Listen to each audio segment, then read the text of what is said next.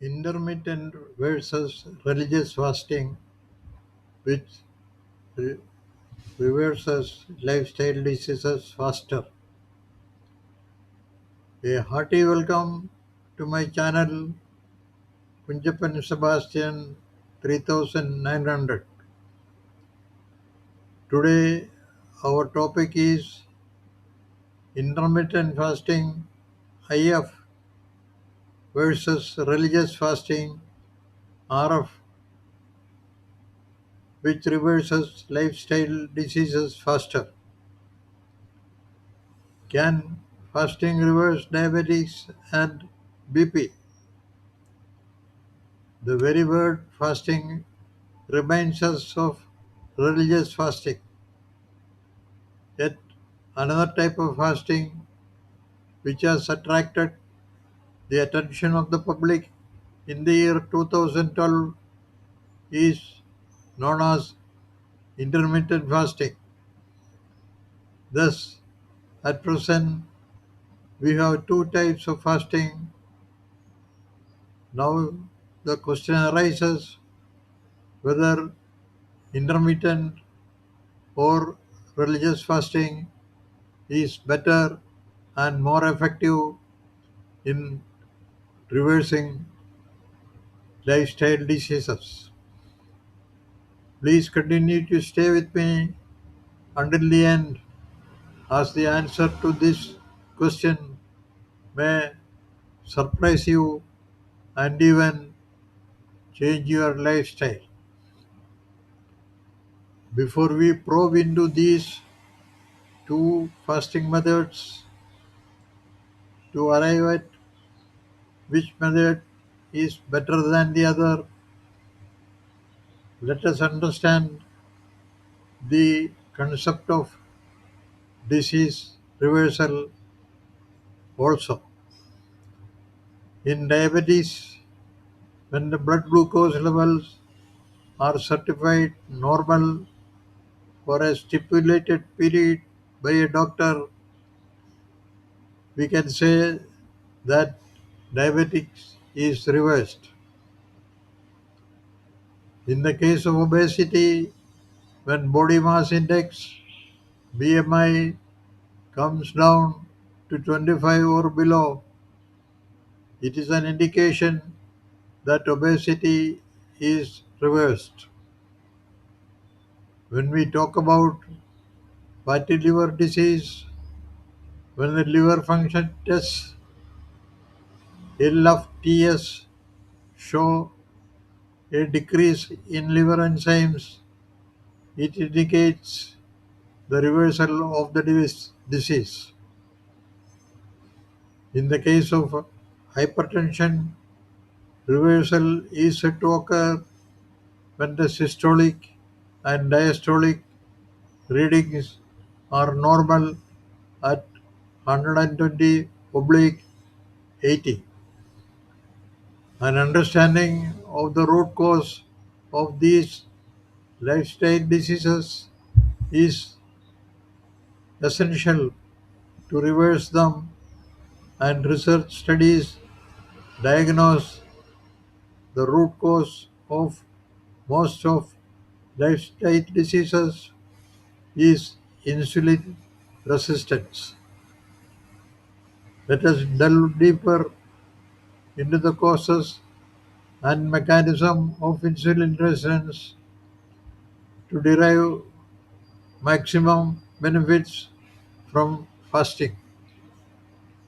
As you know, insulin is a hormone produced by pancreas which regulates blood sugar. Insulin resistance is a condition in which the basic building blocks of the body, namely body cells of tissues and organs, stop responding to the insulin signals to permit glucose to enter the cells and generate energy for the body to function efficiently. When the insulin resistance sets in and the entry of glucose into cells is blocked, the glucose nowhere to go gets accumulated in the bloodstream over time and results in diabetes and other lifestyle diseases. Scientists are still researching to discover the exact mechanism of insulin resistance. The key causes of insulin resistance are excess abdominal fat, lack of activity, sedentary lifestyle, chronic stress, diet having high sugar and carbohydrates, poor sleep, genetics, and advancing age. The single major cause of insulin resistance is excess body fat, particularly visceral fat stored around the abdomen, which releases inflammatory signaling materials that jam the cellular insulin receptors, resulting in insulin resistance.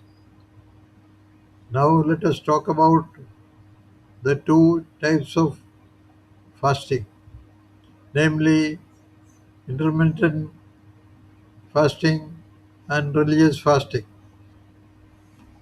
Fasting is all about when to eat and when not to eat. It is also about what to eat and what not to eat. People adopt various methods to practice intermediate intermittent fasting, that is IP.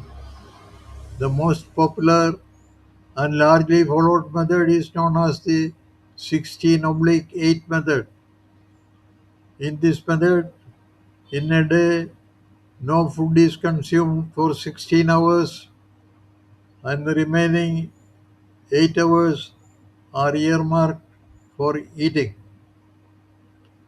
The method of fasting followed by Buddhists from 12 noon to sunrise, known as noon to dawn fasting of 18 hours duration, needs special mention. The method to be effective fasting period should be for a period of minimum 16 hours, and secondly, the food to be taken to be devoid of animal origin, especially red meat preparations. Diet closely resembling the Mediterranean diet is preferable. Also, avoid overeating, following the Japanese practice of eating less than required so that you feel hungry even after eating. Again, exclude from your diet items heavily loaded with sugar, salt, cooking oil, fried items, processed and packaged foods. Having seen how to practice intermittent fasting, let us take the religious fasting. Almost all religious practice, almost all religions practice fasting except Sikhism. To get more information on religious fasting, please refer to my video entitled Whether Lifestyle Diseases Can Be Reversed by Religious Fasting. Religious fasting is generally for a short duration, except in the case of Buddhism, as mentioned earlier. Intermittent fasting is generally practiced for reversing lifestyle diseases like diabetes, obesity, hypertension, and fatty liver disease, and for inducing autophagy, improving insulin sensitivity, and metabolic improvements.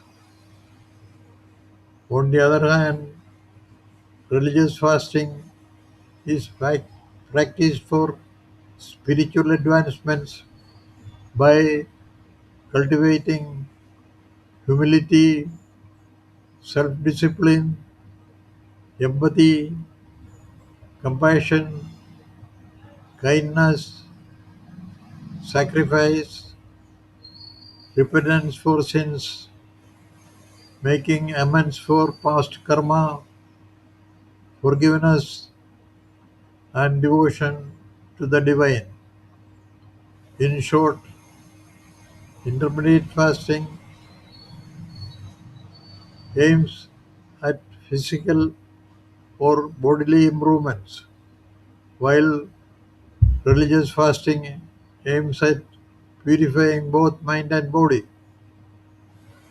Both methods of fasting improve metabolic health, but they differ significantly in their purposes, practices, and durations. Now let us consider the disadvantages of both fasting approaches. When the duration of fasting is short, as in the case of religious fasting, the advantages of fasting are not fully achieved. But fasting for a period of more than 24 hours is dangerous as it may result in unsafe levels of hypoglycemia. In form of fasting, wherein fluids are prohibited, fatal levels of dehydration may be set in.